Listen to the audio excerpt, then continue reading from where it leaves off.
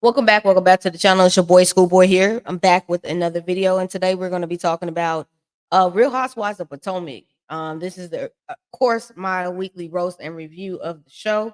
This is episode 11, season 8, first come, first served. And basically, we got to see Giselle ice out her cast members this week on this episode because that's exactly what she did on this episode. But before we get into that, make sure you guys like, comment, and subscribe to the channel. Make sure you bang the notification bell button so anytime I drop a video or go live, you guys have first notification of that. I know YouTube sometimes acts a little funny and janky. Sometimes y'all don't even know that I've dropped a new video or I'm even live. So I just want to make sure y'all hit that notification bell button, like the video, show your boy some love, and push it through the algorithm. Um, as well as y'all noticing now, I'm dropping more shorts of things that I see on social media. So look out for those little short videos as well, popping up on your timeline as well. But anyways, now that we've gotten into that, um, and got all of that out of the way and all that cute housekeeping, I just want to do remind you guys, make sure y'all check out Hotline Bling Chat Room. This is a virtual talk show. It does feature me, Chef Don Don, Shayla Set, as well as Chase. It does come on every Friday at 9:15 Eastern Standard Time on Chef Don Don's channel. So if y'all go over there, like, comment, and subscribe to those videos and even share those will help, build that momentum for that show. The show is fun. I enjoy working with everybody, and it is good. It's fire. It's amazing episode. So y'all make sure y'all catch up on that and get into that real quick. As well, you guys do know that my web reality dating series for the LGBTQIA School of Love is coming soon this spring. So y'all be on the lookout for that. Any updates, you can check it out right on the website that is located on the screen, which is www.tcddproductions.com. So make sure y'all get into that as well and be on the lookout for any updates as far as the show is concerned. I should be dropping some, and Chef Don Don will be dropping some in regards to the show. So y'all be on the lookout for that. So that is coming soon. I did recently just do a review on Love and Marriage DC. So if y'all want to check that out too and show your boy some love, I would greatly appreciate that as well. Well, I'm here. Can't say this episode was that great. I was still thoroughly bored. If y'all follow any of my social media, y'all know the little small 2-3 minute videos that I put up. Baby, I was bored. I don't know about anybody else. I'm just not interested. It's getting to a point where it's taxing to have to sit here and watch this simply because it's not entertaining at all. But we'll get into it. I'll try to make it entertaining and I'll try to give y'all as much as I can squeeze. Lately my reviews for them has been like 15 to 30 minutes. If I'm able to get anything more out of that, y'all will get it, but it's been very dry. So we opened the episode with Wendy and her husband waking their son Carter up, singing him happy birthday for his 10th birthday. They bring him the balloons and you know cupcakes, and it was a cute quick scene as they open up the episode. Really wasn't much to talk about.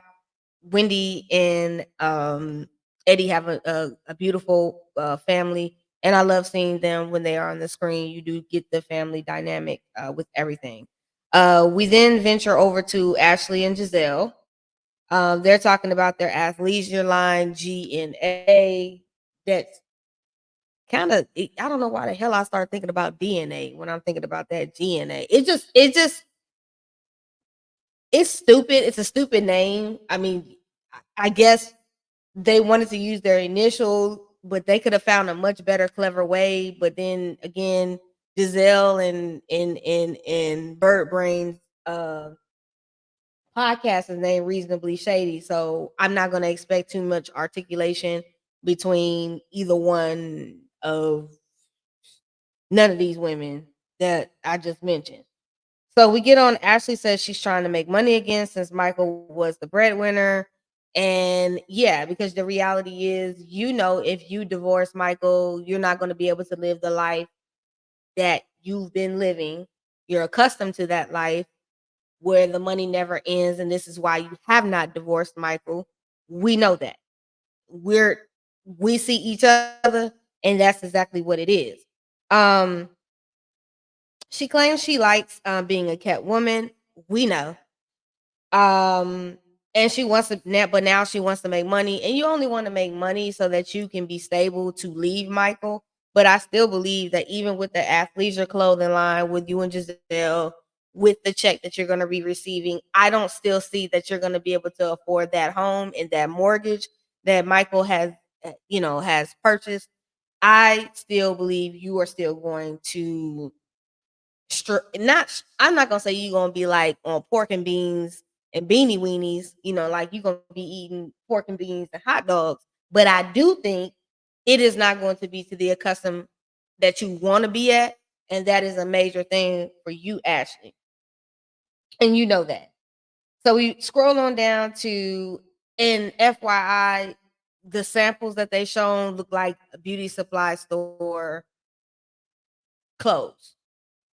I saw nothing about that gave opulence. It look gave a it. I mean, hell, it looked like some shit that you could get off Sheen. Same thing with same thing with She by Sheen over there. Y'all can go online and probably get it cheaper anywhere else. I mean, I know that they're gonna hike the price up because they are housewives. They are on Bravo, and they're going to try to cash in as much as they possibly can. But I would like, in all honesty, like I wouldn't pay for it. But God bless those that do and that want to support them. I ain't not gonna hustle. Do what you do. It just looks cheap to me. But that's just my opinion. Karen speaks with her aunt Val and cousin David about the property in Surrey and her renovations and the timeline in which they should turn a profit over for. What did they turn it into, a bed and breakfast or whatever the hell it is? That's how you know I'm barely paying attention to the show. I don't even know what the hell they doing around there. Either way, she projects in about like 2 years. I don't even know who the hell is visiting Surrey like that to build a bed and breakfast or this amusement tourist thing that she's doing. But I mean, if it's gonna work and build generational wealth, I ain't gonna knock it. I ain't gonna hate on it. Good luck to you, Karen. With that. We now move on to Mia and Robin. They meet up to go into a salt sanctuary, and Mia talks about Candace's event and the fun that they had.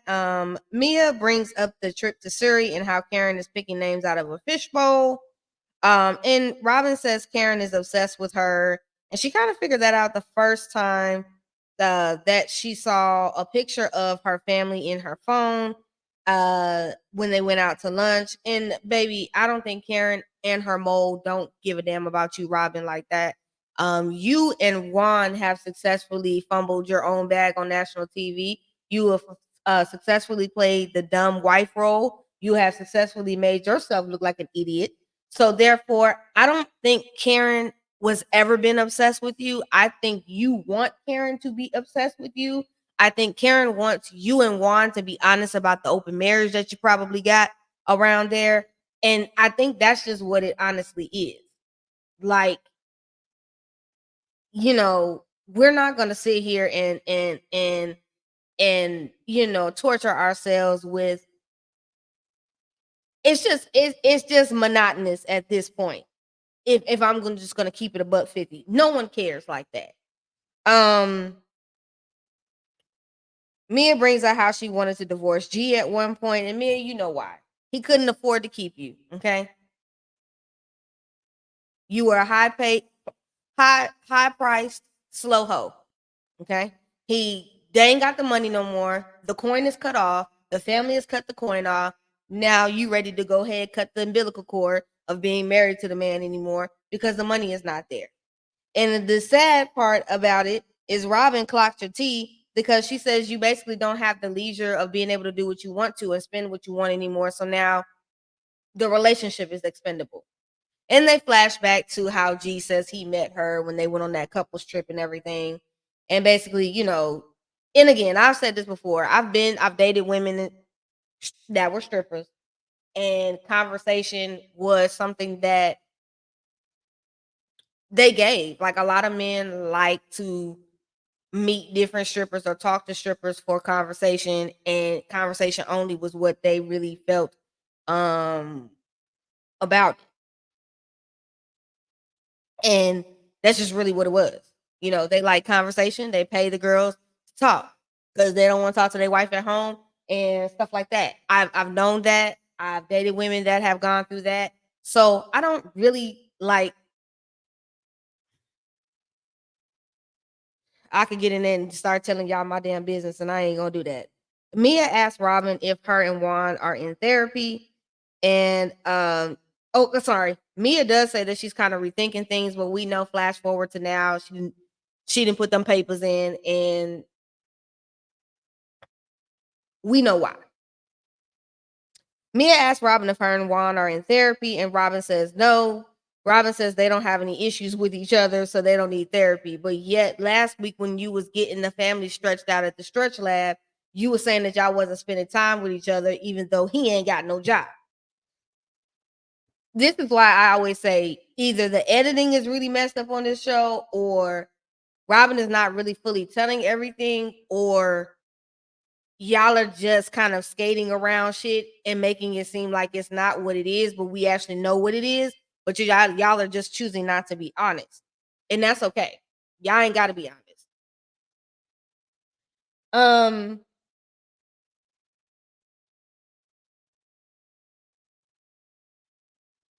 we move on to Wendy and Eddie. She's talking about how this talk show that she's working on and how it's so overwhelming.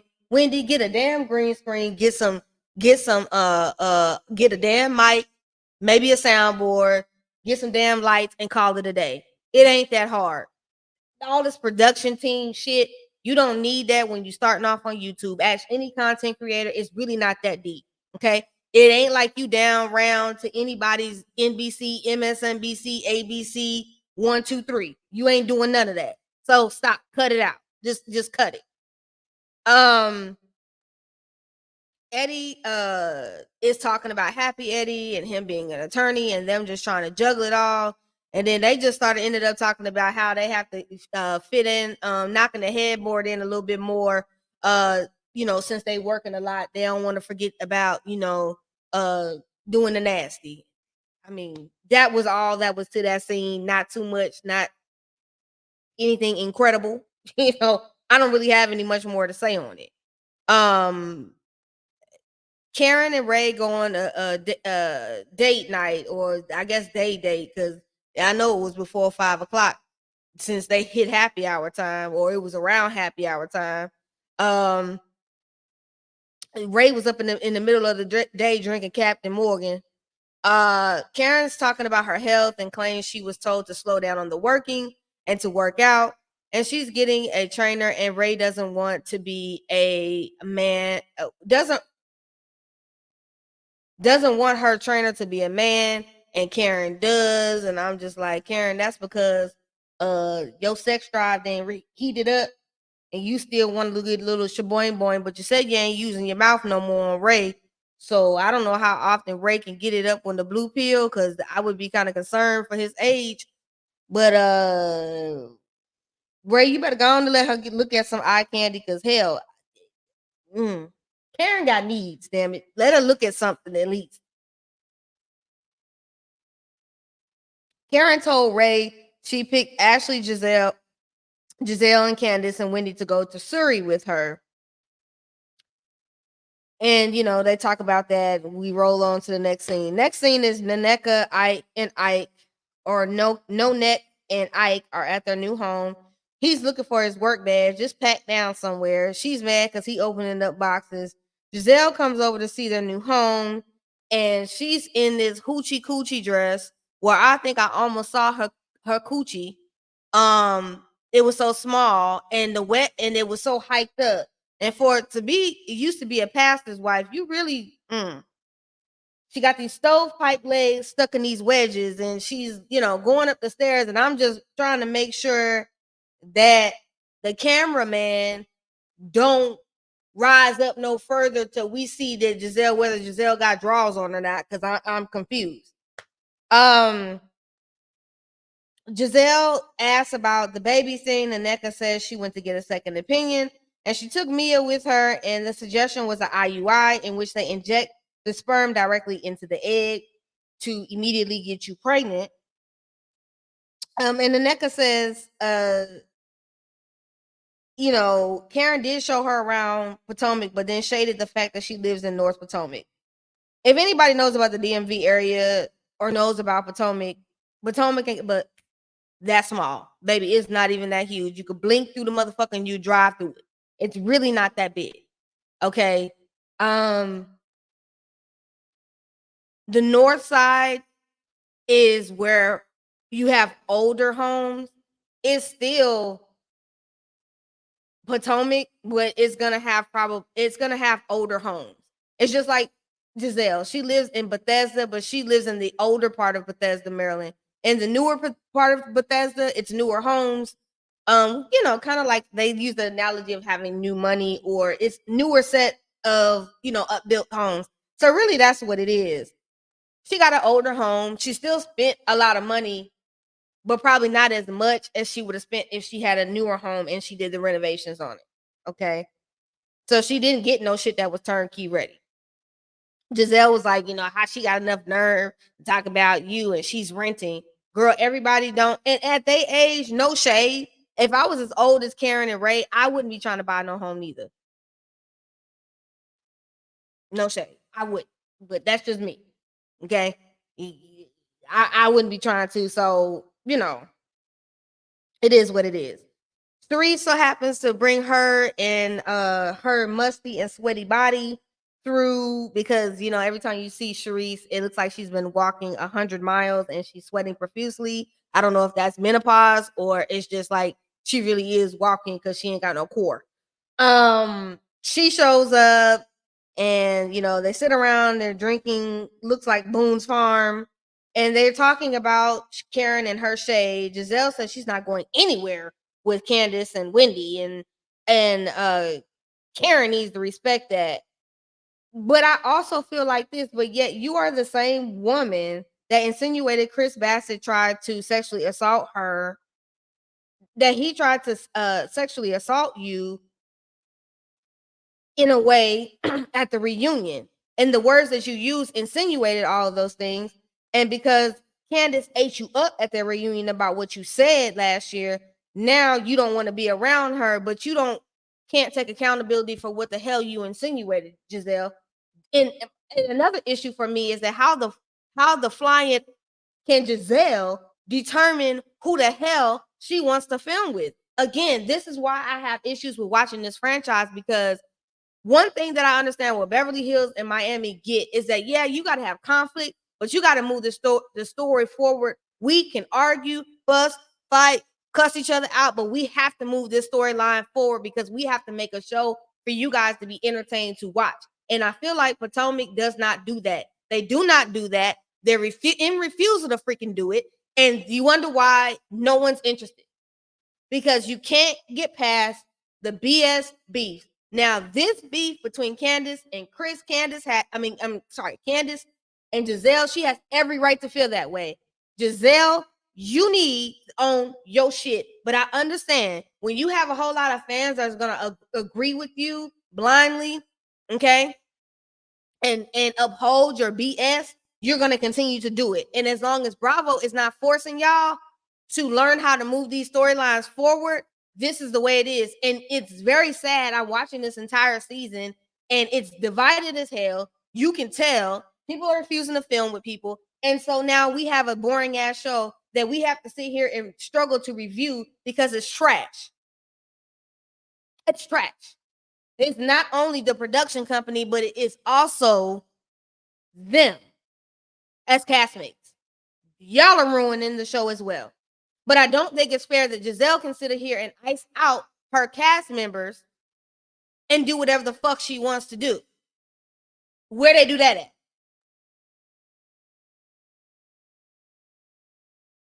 I would love to know.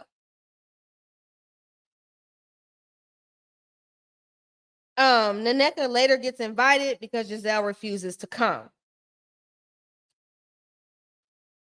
So I'm gonna move on because that mess just activated me, and that further goes to what Essence Magazine said about this show, and every piece of it reigns true.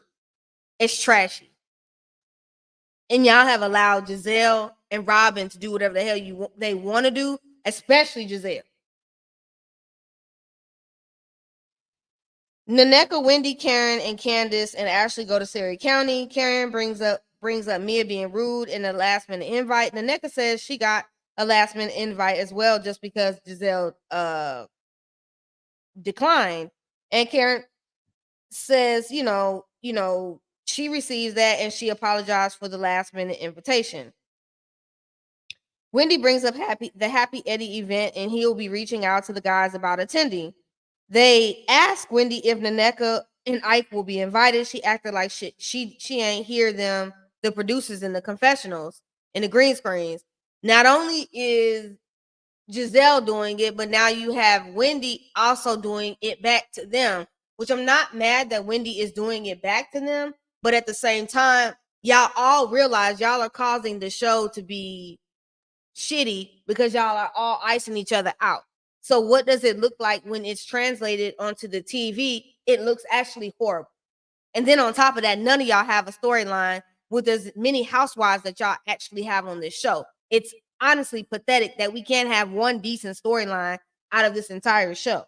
It really honestly is.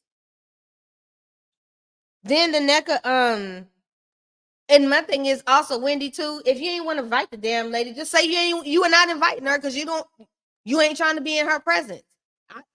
Stand 10 toes down in it. That's all I'm gonna say. Naneka invites everyone to her unpacking party, even Wendy. Ashley says to Wendy, she asked her to come, and Wendy's stuttering when she's bringing up what's going on. Ashley, Wendy just wants to go around it. Wendy, just say you don't want the damn you don't want to go to the damn lady's unpacking party. Just say that. I just really wish y'all would stand in the shit that y'all are doing. Every single one of y'all. Every single one of y'all. Because in all honesty, I can blame every single one of y'all for the reason why this show is shitty right now. And y'all don't have to like me saying that in this video, but I'm gonna be honest. Every last person needs to be held accountable on this stage as of why this show sucks as bad as it sucks. Because y'all help attribute to it, and the fact that the production sucks, and the fact that none of y'all want to clock in and do your damn job and understand that y'all got to move storylines forward regardless of whether y'all like each other or not. It shouldn't be an option. Just my feeling. But anyway, um,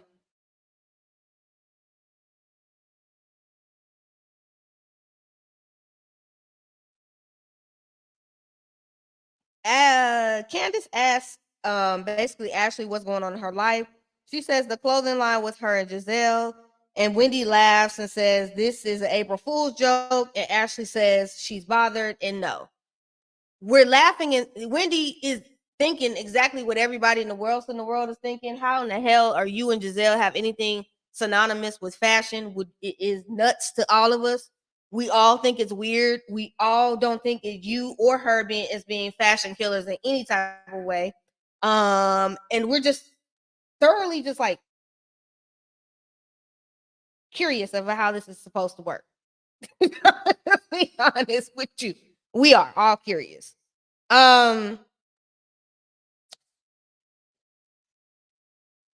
We're at the last and final scene of the episode. They finally get to Surrey County. The girls get to meet the family. They go over all the family pictures. They talk about, basically Karen's great grandmother's land was actually, on a plantation. They talk about the home, the family history, go over the family pictures. The pastor blesses the land, the property of the family. Karen and them go out working, cleaning underneath trees. And I'm like, damn, Karen, your ass could have paid somebody to do this shit. Like, but it gives me we needed a scene and we needed a moment. So, and this is a part of Karen's storyline, this renovation of the property and doing this. So we had to get y'all to get some of the girls out here to film to get a scene. And that's that's what we got. We got a scene.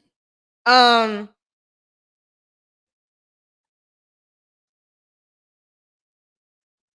they do some work, they run across the property.